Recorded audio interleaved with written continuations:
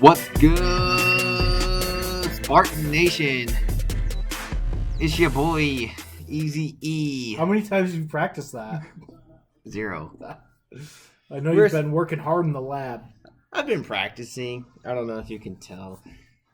But we're here in the cave. We just wrapped up watching Coach K deliver his parting words to the Blue Dukies. What do they call them? The Cameron Crazies. God, I hate that program. I hate the program, but I respect the man. Yeah, I'm not a big fan. Of the man or the program? Obviously you have to respect what he's done, but I'm not a huge fan of the program. I hate how refs always give them whistles over other teams. I hate their faces. A lot of very punchable faces, that's for sure. But, you know, kudos. You're going to tell me you didn't want to punch Kyle Singler in the face? Yeah. He just got one of those faces that I just want to grab it and I just want to squeeze it and want to punch it. Yeah, what about Grayson Allen? And we got another 40 years to watch of that guy. Of John Shire? Yeah, that's going to be fun. John Shire. So, yeah, I mean, we don't even have anything today. We're just chatting. We're just, like you said, we just got done watching. And we figured we'd throw together some it seemed like a funeral for Coach K. I thought they were going to bury him under that bench that they donated to him. Coach K. So they got the court now. They got the bench. They got a scholarship. I think they're going to rename the whole university Coach KU, which rightfully so. He has a great resume. That's the only reason that nobody knows a damn thing about Duke. Probably, yes. Wasn't for Ken him. Jeong's not doing it for him. Did he go there? He did. He's a big Dookie. Great man. Yeah, Ken Jeong, one of their notorious alums. He was great in the Hangover movies. He might be the greatest Duke alum of all time. So long, boys. Yeah, exactly. I mean, what better has Duke come up with other than that? I mean, you have Coach K, Ken Jeong. Basically. I was a little disappointed to see Seinfeld there tonight. Yeah. Because I love that show. And now every time I watch that show, I'm going to... At least George and Kramer were see a Duke fan. I know. And I'm going to think everything that happens to you that's bad, you had coming to you. Right. But Evan, watching that, I hate it. But at the same time, I would love to be a part of that in East Lansing. And it just got me thinking. Obviously, the last couple podcasts, we've been super positive, right? Yeah, things are bad right now, though. I don't know that they're... It's hard. They're as bad as they've been in our existence. I don't know about that. They're slightly maybe not our existence, but in my Spartan basketball fandom, they've never been that bad. So, yeah, how can we make this about the Spartans? Maybe we'll get to play them in the tournament and Coach K. That would be probably best case scenario for this team. Because if North Carolina can beat them at home, anything can happen. We can beat them. They're going to be all emotional. They're going to come out thinking every game could be Coach K's last game if he doesn't win. So if we face them, I mean, let's think about it. We're going to be a 7 seed, maybe an 8 seed, and they're going to be a 1 seed. So if we're an 8 seed and we get a win, we could be playing Duke. We could be. I mean, the way things are going, we're looking like a 7 or an 8 seed. Well, right. And I just want to avoid an 8 seed at all costs because I don't want to. Might not have a chance. I mean, we beat Maryland. No one's going to care about that. I mean, they're not that great. And we're going to have to win a couple games in the Big Ten tournament. We're not ranting. We're just talking. I'm ranting. I know. We're an 8 seed. Like it or not. We're very viably an 8 seed. No. Viably, a new word. And again, I said that I hope we don't get an 8 seed because I don't want to get in the potential for having to play a 1 seed in the second round. I'd much rather get to a 7 seed. Obviously, we're probably a little more on track. No. Because then if we beat a 1 seed somehow. Yeah, let's run into a buzzsaw. Then we get...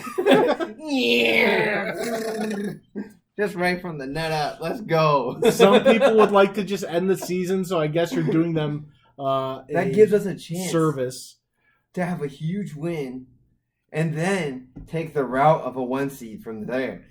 It does. That could be our ticket to the Final Four. It does, but I don't think we can beat a 1 seed at this point. I think we need to get Probably before not. we play one of them. We'd have to rattle off a couple.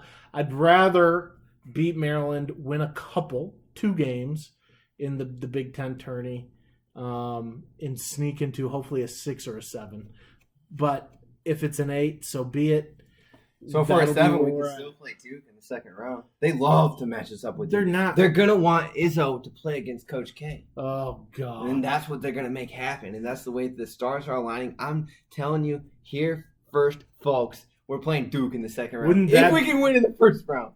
Wouldn't that be a great cap to? They want that. They want it terrible so season? bad. They want Coach K to have his special moments. They want him to have a game against Coach Izzo. Obviously, as I've talked, I'm a little jealous of what Coach K has and what they've done. Everybody is. Right? And they that's the standard. And looking at the recruiting classes that State's had over the last 5 years, 18 we were 17th. 19 we were 26th. 2020 we were 51st. 2021 12. 2022 35. For an average probably somewhere, I don't want to do the math, but probably sitting somewhere in the mid-20s. Yeah, basketball, you can't get away with that. No. You need talent, and it's just frustrating. Like, what is going on? Well, why can't we... Does he have the Antonio syndrome? He could, a little bit. No, I think he's had some high-end recruits. I think we'll be fine. I don't think recruiting's a problem at all. I mean, you can get caught up in the rankings, but if you look at the actual guys that were brought in... Not good. Some of the classes that you're talking about, one of those 3 stars that dragged down those rankings was Aaron Henry. Yes. And if he was on this team... But do you know who else was in that class? This would be a top 10 team. Do you know who else was in that class? Who? Thomas Kithier. Who's he playing for now? I think Toledo. Hey, Toledo. Respectable school. There's actually a kid from Williamston that's going to Toledo. So, and they went undefeated this year. I know. So how you like them apples? That's impressive. They beat Everett. Good old Foster. Don't be disrespecting Toledo on my show. This is my show. Okay. I did really Kithier was not a great recruit. And for a while, I thought his name was Kissier. And that we were just... Kissing. I'll hide the Mike Tyson. Mike Tyson. Kissier. Welcome to Michigan State. Kithier. No, Kithier.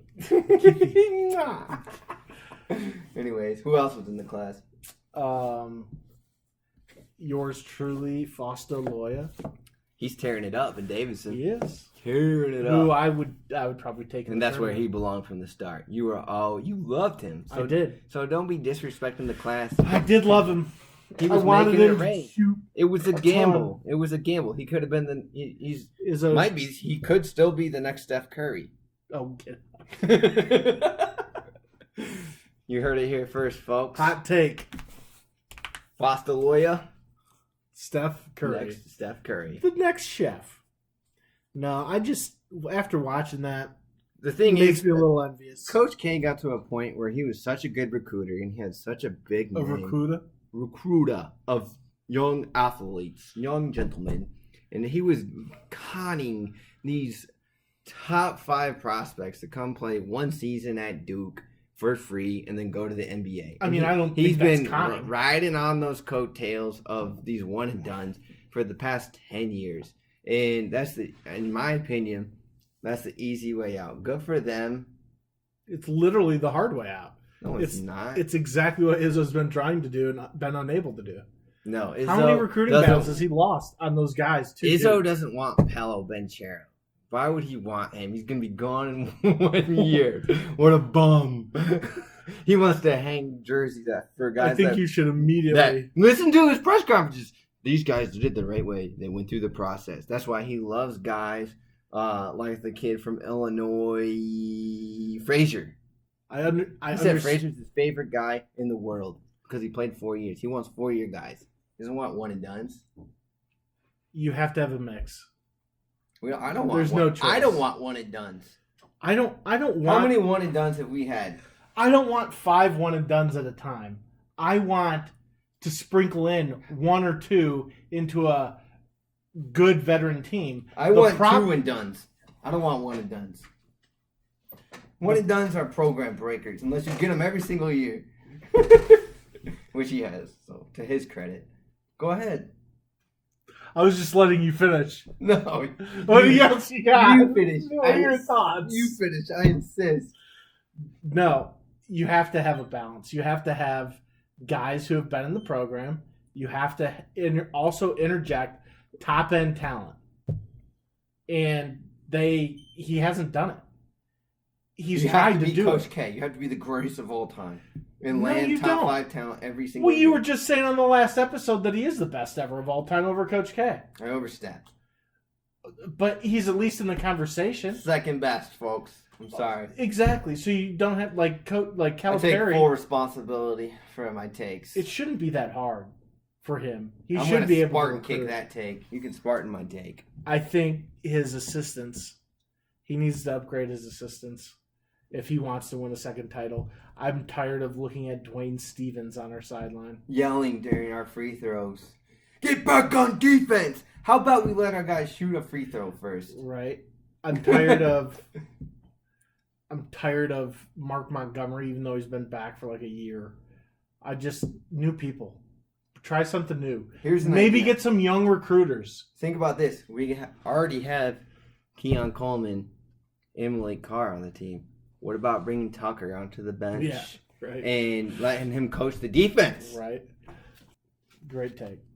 Anyway. I mean, laugh. But when he was at the Michigan game, we won. Or not the Michigan game. He was at the Michigan game. Garrett gave great energy from the. I hated that he was there. Why did you hate that? He doesn't need to be there.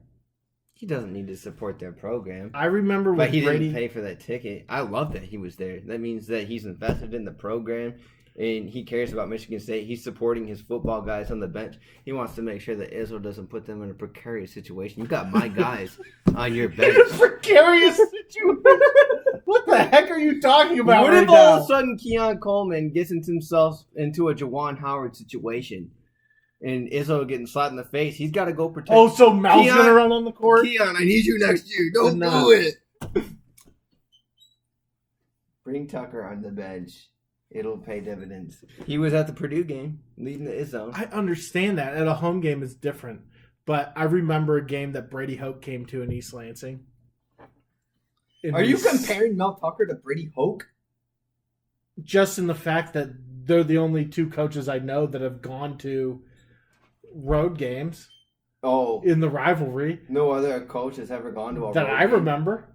Yeah, D'Antonio. I don't remember him doing it. Okay. I think. Why don't you like? He's a football coach. Coach football. You don't need to be popping up on the road like we're taking over Ann Arbor. But he wore a sick Michael Jordan hoodie with some sick. He wasn't J's. even wearing state stuff. Because he's a rock star.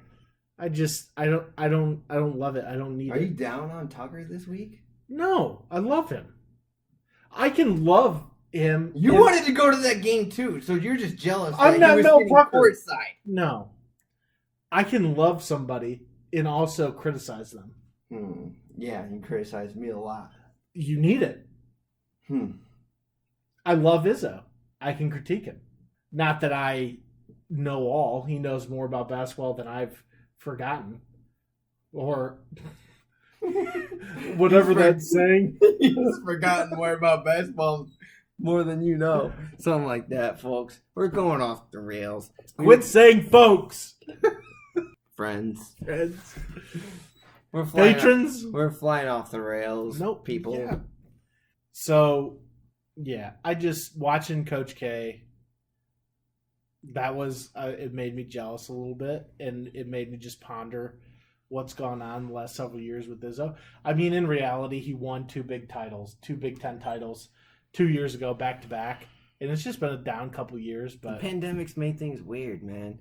People have, especially in today's day and age with how quick all the information comes, people forget that 2 years ago, 2 years ago, the NCAA tournament got canceled, and we were probably a top 4 favorite to win the national championship. I forgot that we are the only 2 years team. ago. I forgot that we are the only team that's had to encounter COVID. Okay. Everyone else in America has been since 2 years ago is what happened. We lost the player of the year, and then we had a fucked up year with COVID. Half our team got COVID, like much more than any other team had, and we had that spurt. That's not true. We didn't play for like That's not true. Yes, it is. No, it isn't. We got hit. We got COVID more than any other team. We got hit pretty hard. Oh, give me a break. Our whole team got it. We didn't play a game for like 2 weeks. There was lots of teams. That happened to like every team in America. So yeah, it was just a messed up season. We were able to throw it together and had a hell of a streak at the end of the season and made it into the tournament. Got screwed, had to play in a playing game against a super hot UCLA team. And then here we are. I mean, this team, a bunch of role guys, and they have potential to be very good. That doesn't make up for... Nobody stepped up. That does not make up for the fact. And all of a sudden, we're worried about Izzo? When he brought in, how could you not be? I'm not. So you're blaming because of COVID? No, not because of COVID. Because of his track record for winning COVID and consistency and tournament success. We got to have some dialogue here. You asked me a question. I answered. No, I didn't. Dialogue. You said because of COVID? Was there a question mark at the end? Or was that an exclamation point? COVID does not excuse the fact that his recruiting class going into COVID was Matty Sissoko and... He couldn't have guys on campus. It's cold up here. Before COVID. COVID hit in March. He signed guys before that. Sissoko's the 4-star prospect. It was Sissoko and Hogard. Hogard's a stud. He's coming, but... You're comparing it to Mateen Cleave. I know, but it's just not enough. I know, and you got strep throat, and so I'm down on Gabe, just... All of them. I don't know what it is. It just doesn't make sense. Malik Hall. If Aaron Henry was still on this team, this is a top 10 team. I disagree. Okay. I don't think he was that great. We had him last year, and we barely got in. Yeah, because it was him and a bunch of trash. A lot of the guys that are this year. The same guys. But then you look at this year's team, a lot of the guys develop. Malik Hall was not what he was last year. I don't know that that's true. He had a couple really good games last year. He had one good game. And this year he's had 2. He's twice as good. Twice as good. I just... It sucks. I hate watching it. It does remind me of D'Antonio in the fact that... I hate watching it lately. I mean, who doesn't? They tipped the ball up on Thursday, and I looked at Izzo's face, and I already knew that we lost the game. And then they come out and they go up 11-0, and I'm thinking, all right, crack the bottle. This game's over. We make a run, and all of a sudden it's 25-27, and we're looking like our good ball club, and we're like, oh my gosh, we just got to take a lead and keep rolling, and then it all falls apart, and that's that. So it's not a lot of fun to watch right now. I'll give you that. Absolutely true. And there's just something that's not there. Apart. I mean, we maintain, but there's just something. Oh, thank you for permission. There's just something that's not there, and it's like I was saying before you interjected. It does remind me of a lot of D'Antonio and the fact that there's something that feels like is off. The thing about D'Antonio is that he came in 2007. And Izzo had already been here for 12 years. I don't know what that has to do with anything. Has come and gone during the Izzo era. That literally means nothing about what I just said. Basketball is a different operation. That literally, all I just said was something about this feeling. Watching this feels like watching D'Antonio in the later years. Because Izzo's frustrated that we've lost 7 out of 9 games. I see the same old assistants sitting on the coach that haven't recruited. Too loyal. For 6 years. I see the same old sets. Then Fife left. I see... Because he wasn't doing anything. I see the same sets that don't work I'm not seeing those same results that we used to get, but we keep trying to force feed it. I think they do work. The players just aren't executing. There's times where they do execute and it works. I get that, but I could say the same thing about the D'Antonio era. There was times late where the players would execute and it would actually look good for a second and then poof, gone. It seems stale. I think we're a Max Christie hot streak away from being on a lot of people's popular picks to make a run. Yeah, but again, you don't. It's hard to predict. And those things happen this time of the year. Teams get hot. It does, and maybe I still think we're a Sweet 16 team. I do too. I think we everyone gets super excited because we win 2 games in the beginning of the tournament because we're deep, and I think we've shown that ability to beat high level opponents, and I think we're gonna face one, and I think we're gonna beat them, and then we're gonna get a little full of ourselves and probably lose in the second weekend. I could totally see this team doing that, but that's what's also frustrating about it is that they have the potential to beat those teams, but you are expecting them to falter. It's been very because up and they can't down. be consistent. Very up and down. High highs. And I don't know where that comes from. Whoa. But here you go. Yeah, his favorite phrase. He just got a Rolodex. It's a damn shame. He's got a Rolodex over here of phrases and sayings that he just likes to. I know Let's words. see what I can pull out here. I know words. I have the biggest words. He has the biggest words. So I don't know. That was just a little heartfelt, little check of I'm not loving where it's at right now. Who is? Nobody loves where it's at right now. I know, but I'm very optimistic. We were 17-4, 3 weeks ago? So people know me as being very optimistic, and if I start to question that generally means there's something like D'Antonio I was super late on because I didn't want to believe it, and other people saw it. And I just thought he would keep pulling. Eventually, he would have pulled the rabbit back out of his hat. And I kind of get the sense I'm at the same point with Izzo right now. But when Mel came in, I was higher on Mel than everybody when he came in. And from right away, I felt like he was going to change the program. And he just breathed life into something that seemed like it was dying. Mel's a different kind of animal. Because when you watch him speak, it's not like he's got like these magical speeches or anything like that, but he's matter of fact shopping and he's business. And then you don't want to let him down. As a fan, I don't want to let him down. I feel like when he gets off the camera, he's like, I think it goes to another level. Right. It's intense. He's not a showman by any means. The other thing is he knows. I feel his energy all the way over here in Grand Ledge. He knows players and what they're trying to do. They want to get to the NFL. He talks their language. He's telling him he wants to help them get to the NFL. He knows how. This is what you have to do to get to the NFL. And that's like, as we've experienced that in football now, don't you want it in basketball? Yeah, a little bit. I could see that. But basketball, you're talking about a 15-man roster versus a 100-man program in football. So yeah, I can see that, but it's not necessarily that simple. Look at Nebraska. They to their credit, they got McGowan's, but they've won 2 or 3 Big Ten games this year, and he's gone. But Hoiberg is going to elevate their level eventually. He'll do it. It's been there a while. I don't think they've made the tournament. But I personally, now that I've seen that cutting edge and that cutthroat mentality on the football side, I want to see it on the basketball side.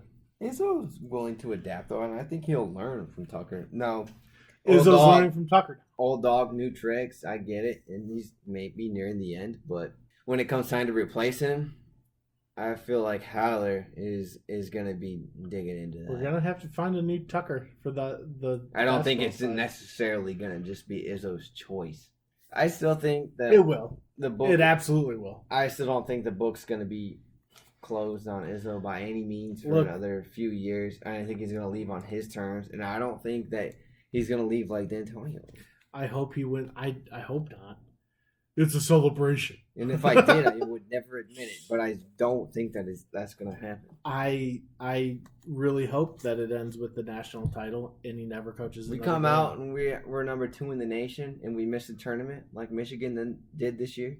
Then you can talk to me. We didn't miss the tournament, but we've had our fair shares of things like that under Izzo. We came out number 2 the one year and barely made it. Yeah, but we made it. We made it. We've made it, and we always do. And as long as he keeps making it, there's no reason to replace him. Unless we can continually get bounced in the first round. I don't think there's a single Spartan fan that's If you're a Big Ten team and you keep making it. I don't think there's a single Spartan fan, other than you apparently, that's happy with just making the NCAA tournament. No, because when we make it, every 1 or 2 or 3 years, we make a run. That's just the way it's been, and that's the way it's always been. So he's got to continue to make runs. Every 1 or 2 or 3 years, yes. 1 or 2 or 3 years. We go 4 years. I've drawn the line. I think it's okay. And that's what you talked about in the last podcast. I think it's okay to acknowledge the fact that has happened, but also acknowledge the fact that something might be a little off right now. Well, things aren't good, but you also have to take this into consideration. When we went to the school down the road and got our doors blown off a little bit, our best player did not play. And then not only did he not play because he was sick, we had to turn around and play 2 days later against arguably the Big Ten Player of the Year. He's not, but he's close. And E.J. Liddell. And then also Branham, who's going to be in the top 10 in the NBA draft. So our best player's sick, and we have back-to-back road games. It's another, I know it's excuses, but they're reasons as well. So what I will buy from So because of that, we're sick about Izzo? What I will buy from that is the road game aspect. I will not buy our best player being out because he had one good game the game before, and our best player has genuinely changed every game. So I'm not going to let you get away with saying our best player was out and for the Michigan game. Who's our best player? It varies game by game. Sometimes it's Marble. Gun to the head. Walker. Okay. Well. Someone else is going to choose Hall. Someone else is going to choose Marble. You're choosing Hogard. I'm choosing Hogard. He's our best player. He's our playmaker. Who's hit our biggest shots? Who's went on our best runs and looked the best offensively talented? Talk about our best scorer? Our best scorer, and he's a great defender. Our best player is Hogard. I think people would argue with that. I think that's if you're going to go out on a limb and say that for a definitive fact, I think many people would challenge you. I think Walker's up there. But the thing is, it changes every game. They don't make the NCAA 2K anymore. But if we had a team, and why don't they make that anymore? It's such a they're going to bring them back. They got to bring it back. They had to stop because of the O'Bannon lawsuit. But now that they got NIL, they'll make that game. I would say that we got Hogard at a 83, and then Walker might be 2. But they might look at, a guy like Brown, a guy like Christie, who's the best player? That is what I'm telling you. Is I don't know that there is one, and that's why I'm not letting you take the fact that it's our 2 point guards that are fighting for it. I'll give you that. And that's probably, the reason, but some would say Hall, some would say Christie, some would say. Listening to the broadcast, they all talk about how, man, Hall needs to shoot more. What is he doing? Why isn't he shooting? He needs to carry this team. Because they watched a couple games where he didn't miss a shot. Exactly. And I was like, yeah, we saw that last year. And you have, I know, no doubt, you have recency bias going with Hogard with the Purdue game. Because he's improved. He has his sophomore year. He the has. Year you see the most improvement. I think next year he'll be an all Big Ten player. I think that could happen, but it hasn't so far. And that would be my hope, and that is kind of my only hope for next year is that these guys develop and grow into a really good team. Christie, Hogard, Walker, and those three end up coming back and being a force. But I have to see it at this point now to believe it again, considering what I've seen these last 2 years. Send him to the Mel Tucker School of Basketball. Throw the shoulder pads on. Let's take it back to the early 2000s. I don't know that you can do that anymore. It's a different era. Maybe we can just give the basketball scholarships to the football team. Yeah, then we'll really suck. And then we'll just bring football players over to play basketball. And this is who I'm doing a podcast with. Guys with that great of ideas. Thinking outside the box. Oh, yeah. We need to play tough. No shit. Anyway, that's just kind of all off the cuff feelings about where we're at. Obviously, we play Maryland tomorrow. Hope we get that win.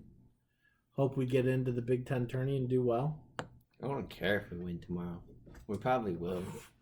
If we don't win tomorrow, all those clowns that keep saying that, oh, we may not make the tournament. They may be right. We already made the tournament. I know, but I'd like another win or two. Well, of course I'd like to win, but whether we win or not, it really doesn't matter at this point. I'd like to get playing better. Whether we win or not doesn't matter, as we've lost 7 of 8. Yeah, lose another, whatever. That is a way to break the record and make history until the Big Ten tournament or the NCAA tournament, because that's all that matters at this point. Maybe he'll break it. If we win the Big Ten tournament, oh my God. He'll break it in Maui next year. No, he'll probably break it this year. Well, it makes sense if he breaks it at home senior day, even though the seniors that we have right now, I hate. Any silver lining to this skid, it's that Max Christie's definitely coming back next year. That's true. And he's going to come back. He could hell on wheels. So that's he's our best shooter, and he hasn't shot well. That is a thought. And that's really really dragged us down. It has. And it's a thought because if you look at the guys in the running this year, your boy from Iowa that you've never seen play, Keegan Murray. Exactly. Chris Murray? He was not good last year. And yes. That can happen. Are you calling Max Christie for Big Ten Player of the Year next year? I could see it. I don't want to call it. With Hogard at the helm, we got 2 all Big Ten players coming back next year. We're going to be Big Ten champions. We're going to win the Big Ten tournament. Jeez. We're going to win the national championship. We're going to put on a big show for Izzo. A big show. And everyone's going to love it. Izzo's going to give a speech. We're going to be there. Because this is our town. We got the top 10 program in the nation. Program. I'm a pilgrim of the program. That's Nick Saban. Straight Nicky Saban. The program. Good old Nicky Saban. Well, that was a good chat. Always good having you over, my friend. Hopefully we'll be in for a treat tomorrow on senior day. I think we're going to come out hot, probably go up, 18-1. I think our defense is going to be so good coming out that they might not score a basket for the first 10 minutes. So we'll hope for that. And then from there, it's tournament time, baby. No show next week. I'm going to be down in South Beach visiting my newborn nephew with the wife and kids. So looking forward to that. And we will see y'all in a couple weeks. It's Spartan Mate. Peace.